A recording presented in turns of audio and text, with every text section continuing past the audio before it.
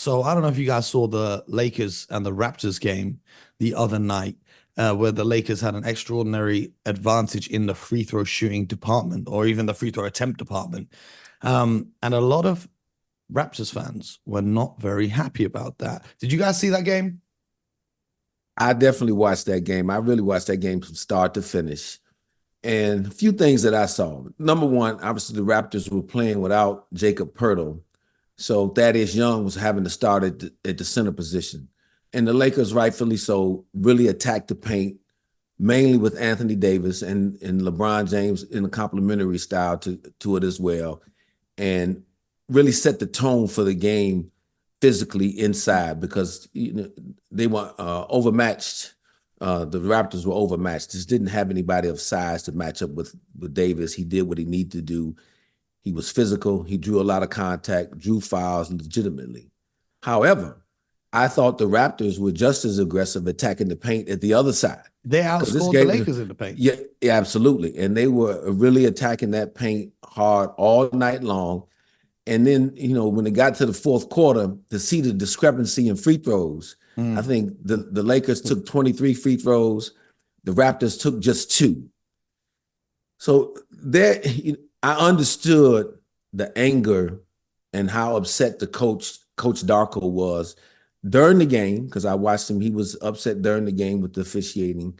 And then after the game, when he really went on that extended rant and ultimately got fined for it.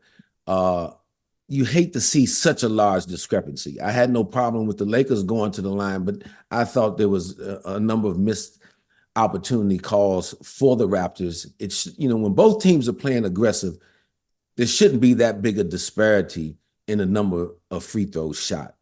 And that was their problem. I thought legitimately they had a gripe in that area, and it ended up costing them for the game. So I understand why your Raptors friends were calling upset with that game, but Well, hey, it's you in the know, books now, and the Lakers won the game a portion of that was the Raptors intentionally fouling. However, at the yeah, very end, at and the that's very end that's of the totally, yeah, game. that's the last minute Yeah, and a half. but So let's take however, away because six, take because that's take what the away Lakers six or said, eight right? games. Exactly. However, some things I noticed, it wasn't so much the fouls that the Lakers were getting. There just wasn't a consistency on the other side. The Raptors Exactly. weren't getting the same call. And one thing that was very interesting to me is there was a couple of possessions where the referees would wait to see if the Lakers' shot attempt went in or not before blowing a whistle for the foul. And we all know, when the referee sees contact, they blow the whistle for the foul. Usually the ball's in the air or it's before like the shot's really been released. But that kind of caught my eye. And then, as you said, Scott, the coach of the Raptors went off after the game and went on a little rant. BJ, from a player's perspective, seeing your coach go out there to the media, and I think he got fined $25,000 for this, Yes, yes, yes, putting Captain. himself on the line in terms of that, to criticize the officials. What does that do for the locker room and the belief those players have in that coach? Well, guys, I'm going to go back a little bit. Mo, I don't know if you know this or not, but Scott knows this. My dad is an official. BJ, He was an official. every listener to the show knows this because you've told us Okay. this many, many Yes. times. Okay. Well, I just want to clarify. So I definitely have, I have compassion for officiating because I would see my own father, how upset he would be when he had missed calls. Okay. He would be upset. And it bothered him. It would bother him. He'd get on the phone with his friends. What could he do to make sure he got the call correct, so forth and so on. However, you ask from a player's perspective, when one team has 36 free throws and the other team has 13, and I know that other team, meaning the Toronto Raptors, they were attacking that paint. As you guys have clarified. I mean, they weren't just settling. They've been playing some very nice basketball. Oh, they were attacking the basket and getting to the paint. And there were a number of what I could see from my own television set of missed calls. I mean, just clear. Now, yeah, whether or not they want to, they have their, system where they send it back to Secaucus or wherever they send it. But there were a number of missed calls. Okay. So in saying this, what does this mean? I think what the coach did, I thought was terrific. because he stood up for his guys and he put his money where his mouth was. He took the fine, but it had to be said because that's an opportunity and a moment and an opportunity to anyone who's coach who's listening is you have to stand up and fight for your team because those guys were playing extremely hard. And in my opinion, they played well enough to win the game on the road and they were giving maximum effort. So I love the fact that he took that fine.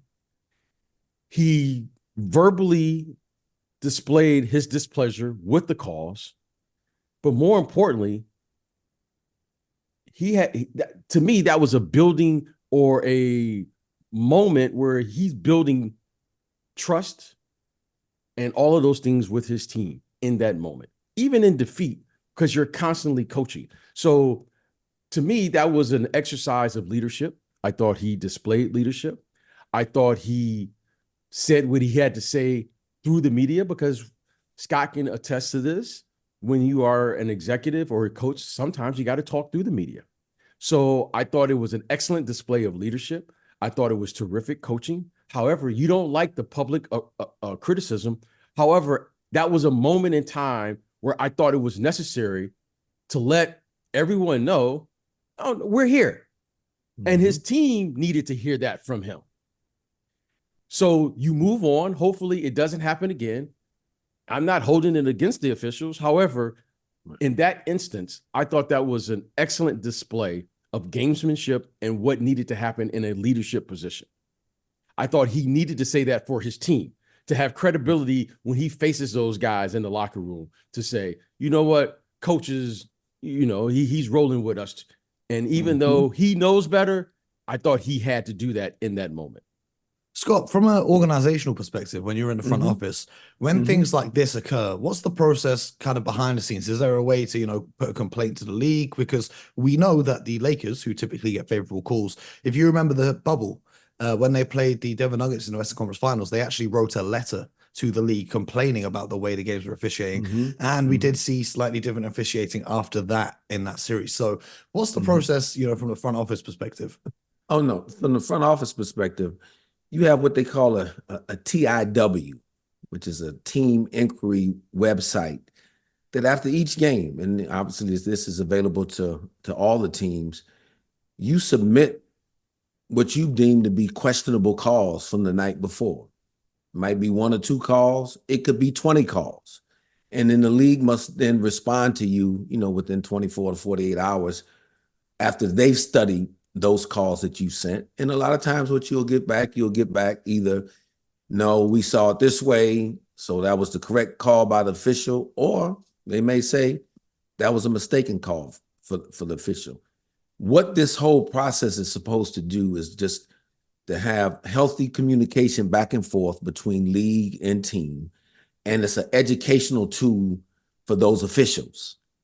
And so that has been in place for a number of years now. I think it's probably utilized much more by teams.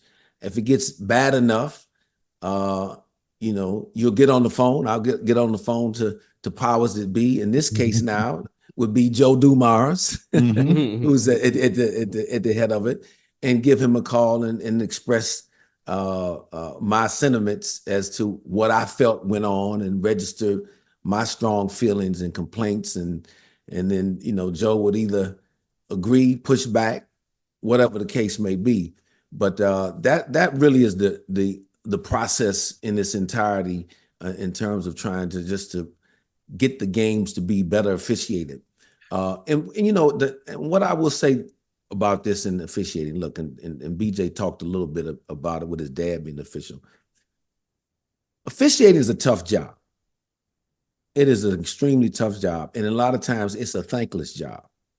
And what I would say is when they're not the story of the game, they became the story of the game. That's what the league doesn't want, what the teams don't want. They became more of the story of the game in that Lakers Raptors game, just like that same night. They were a little bit of the story in the Pacers and Boston Celtics game. Yeah. So you don't want that. So most of the times we don't get that. So what that is saying to you, the officiating by and large was okay or balanced out enough throughout the course of the game. Not to say that there weren't missed calls, but there were no calls that anybody felt that influenced the outcome of a game. And that's really what you're trying to avoid. You don't want the story to be this particular call or this particular pattern of calls favored one team so strongly that it influenced the outcome of a game. Well, the NBA releases the last 2 minutes report every day. And Joe Mazzulla, after the Pacers Celtics game, said, "I'm not saying anything. I'm just waiting until 4 o'clock tomorrow." Where the referees review the last 2 minutes of the game and whether they got the calls right or wrong. The ending of that Celtics Pacers game, if you guys didn't see it, was Jaylen Brown taking an important shot with not much time left on the clock in a tied game. He gets hit in the back of the head whilst Buddy Hield, I think, is trying to block the shot. Buddy Hield said to Joe Mazzulla after the game that he hit him on the head. However, the ref said that it was a clean block. They challenged the call. The ref said it was a clean block. And then the last 2 minutes report also didn't call it a foul. So at some point, teams and fans are going to lose their faith in the officiating. And the way you see the game being refereed today with some of the fouls that are given is just getting out of hand. Do you think we're at a point where we're risking the integrity of the game because of what some of these referees are now calling? I don't think we're going to risk the integrity of the game. Obviously, the outrage is not good for the game. But keep in mind this, the NBA, even though they sent back, and this is Scott Perry's personal feeling, even though they sent back that report saying, no, it wasn't a foul from our perspective, trust me, internally, they're having some strong conversations with those officials and trying to clean that up, if you will, even though they haven't publicly admitted to, what is going on. But well, it makes me laugh because if you remember the Celtics-Lakers game from last season where Tatum fouled LeBron at the end and they said it wasn't a foul, the referee's official Twitter account put out an apology to the Lakers saying that they'll strive to be better.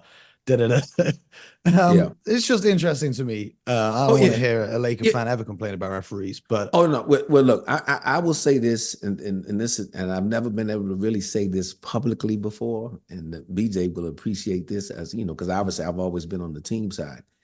But let's face it, and I think it's kind of a unwritten understanding, if you will. If you've got star players on your team, and I've long believed that there's, again, not that there's any quote unquote, there's no cheating going on, but the star players, that name on the back of the jersey, sometimes is going to get more of the benefit of the doubt than the 14th, 15th man on some roster out there playing. That's just a fact. Because, look, it's a business. People are paying to see these stars play, and they want to see them be successful. So I think, look, the stars didn't always have it when they first came in the league either. They had to earn their right to get the benefit of the doubt of some of these whistles. And I don't know if BJ agrees with all this. He played with one of the biggest stars in the league. But I from where I've sat all these years, I've always felt that, again, the back of the jersey meant a little something. I'm not saying to every official, but to a number of officials. And again, when it comes to close calls, that back of the jersey would get a benefit of said calls. I mean, this is one thing we spoke about, BJ, because I know you don't want to say anything about that. Well, one thing when we spoke about, the NBA partnering with sports betting companies and the prominence of betting in sports now, this is one thing now that fans in particular are very much raising their eyebrows at. And I'm not saying it happens, but now with sports betting being so prominent, if a player's line is to score over 30 points and they end up getting a whole bunch of free throws that helps them get that 30 points, it could cause the integrity of the game to be called into question.